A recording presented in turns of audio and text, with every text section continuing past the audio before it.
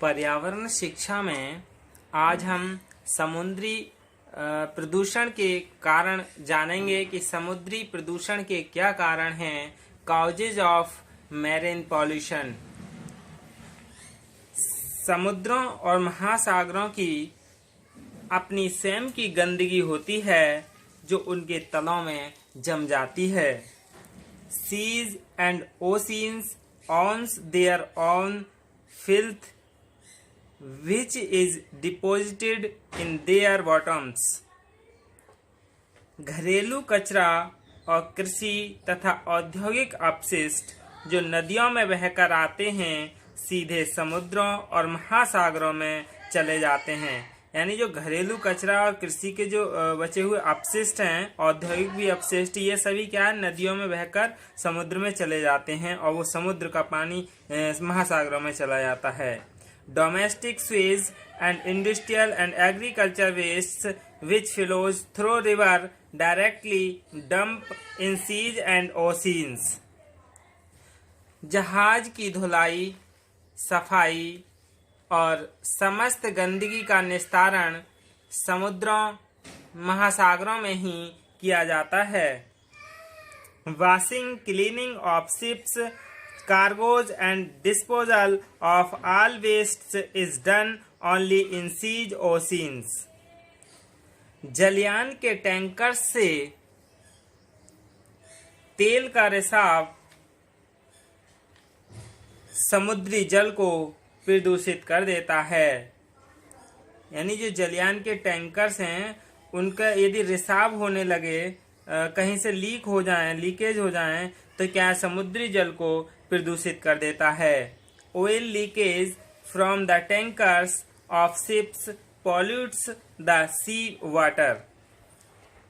मृत जलचरों से समुद्री जल को प्रदूषित होने से नहीं रोका जा सकता, क्योंकि जो जलचर हैं यानी जल में ही रहने वाले जीव हैं, यदि उनकी मृत्यु हो जाए तो समुद्री जल को प्रदूषित करते हैं और उन्हें इस तरह से रोका नहीं जा सकता। It is not possible to check the sea water being polluted by dead water animals creatures.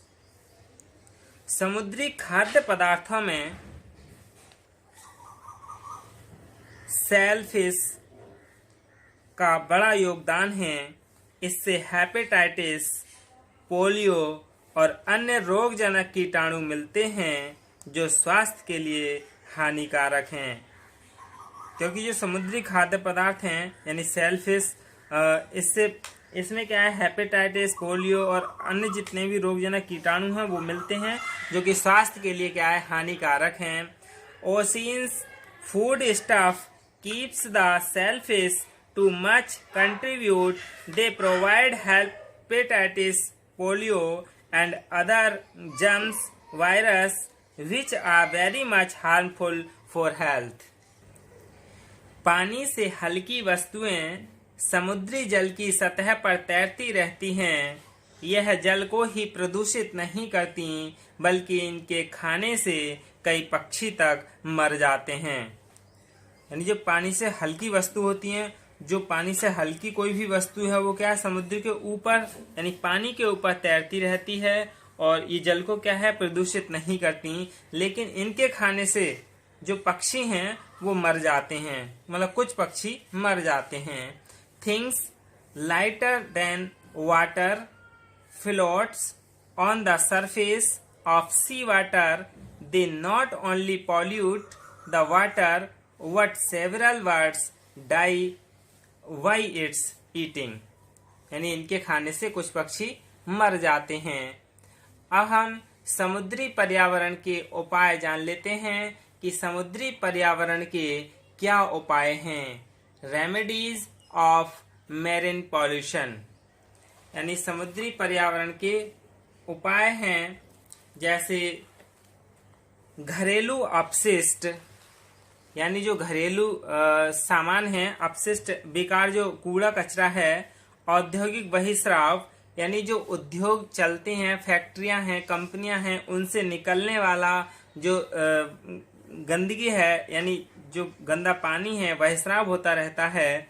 और रेडियोधर्मी पदार्थ ये सभी को किसी भी प्रकार से समुद्र में नहीं लाना चाहिए, लेकिन ये फिर भी समुद्र में चले जाते हैं।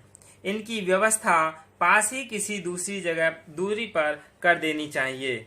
यानी जो उद्योग हैं, घरेलू अपशिष्ट हैं और रेडियोधर्मी पदार्थ हैं, इन सभी के लिए एक अलग से व्यवस्था कर देनी चाहिए जो कुछ दूरी पर एकत्रित किए जाएं और ये पानी में नहीं बहाने चाहिए। और अधिकतर होता क्या है कि जितनी भी फैक्ट्रियां हैं, कंपनियां हैं, वो सब किसी नदी या किसी झील के बराबर ही बनी हुई हैं, और बल्कि ऐसा नहीं होना चाहिए। उनका एक अलग से ही इस तरह की व्यवस्था कर देनी चाहिए जो कि जितना भी अपशिष्ट है वो वहां एकत्रित कर दिया जाए। यानी household waste, industrial, transport, radioactive material etc. should not be brought into the sea in any way. टैंकरों, पाइपलाइनों, तेल परिवहनों आदि से रिसाव को रोकना चाहिए। यानी leakage from tankers, pipeline, oil transport etc. should be prevented. कृषि जन्य कचरा जो रासायनिक पदार्थ होते हैं उन्हें नदी के बहाव के पूर्व रोक देना चाहिए। यानी जो कृषि का कचरा है उन्हें नदी के बहाव के पहले ही रोक देना चाहिए ताकि वे समुद्र तक ना पहुंच सकें। Agricultural waste which are chemical substances should be stopped before the river flows so that they do not reach the sea. औद्योगिकरण,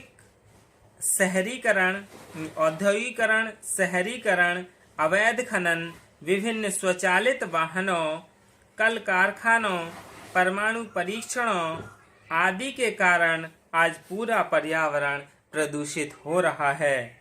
यानी जो शहरीकरण होता जा रहा है, अवैध खनन हो रहे हैं, और जो स्वचालित वाहन है, यानी जैसे कहीं एक व्यक्ति के लिए जॉब है, उसके पड़ोसी भी और जितने भी आसपास एक ही जगह के लोग एक ही जगह काम करने जाते हैं और वो अपने अलग अलग वाहन से जाते हैं। यदि ये सभी सार्वजनिक वाहन से आना जाना शुरू करें तो इससे भी क्या प्रदूषण कुछ हद तक रुकेगा।